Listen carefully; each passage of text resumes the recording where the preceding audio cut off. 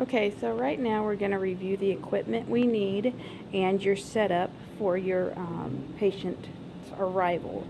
So I have all our supplies out, you can see laid out nicely here, and this you would all have set up before your patient comes. I'm going to walk you through a couple of items here. This here is our head box. This is what we're going to be plugging our electrodes in. There's a variety of different head boxes depending on the system you use. So I'll show you how we're going to hook this one up, but it could be different wherever you go.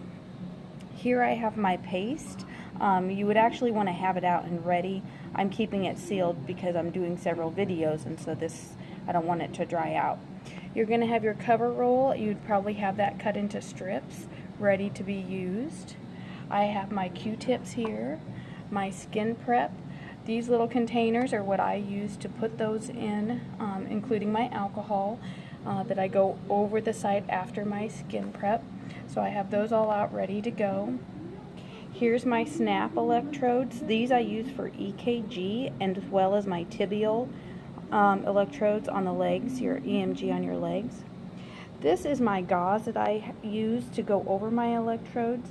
This is a special type of gauze. It's actually called cover roll, and so it actually on one side it's a little bit sticky. Then I have my thermistor ready. Many of you will probably use a pressure transducer rather than a thermistor. Then I have my thoracic and abdominal belts, and there's different styles. Here's two different styles up here, and then here's a style that I'm going to be using today here, and we'll talk about those in another video.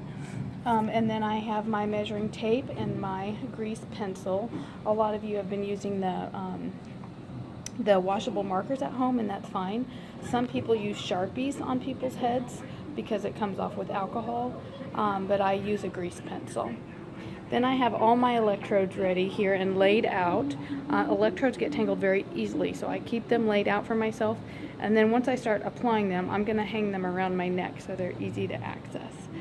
These are my leg electrodes. Notice they're much longer than my EEG electrodes. Remember, our EEG electrodes are the gold-plated electrodes. I'll straighten that back out. My leg electrodes are going to be the snap electrodes. And then I have 3 EKG electrodes, and those are also snap electrodes. So that is all my equipment. One more piece of equipment that I have out that I'm going to check my impedance of my electrodes with is an impedance meter.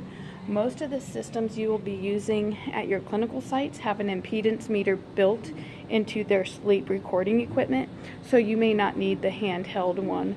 But for our purposes here, I don't have a whole sleep recording system set up to go today, so we're going to check our impedances with our impedance meter.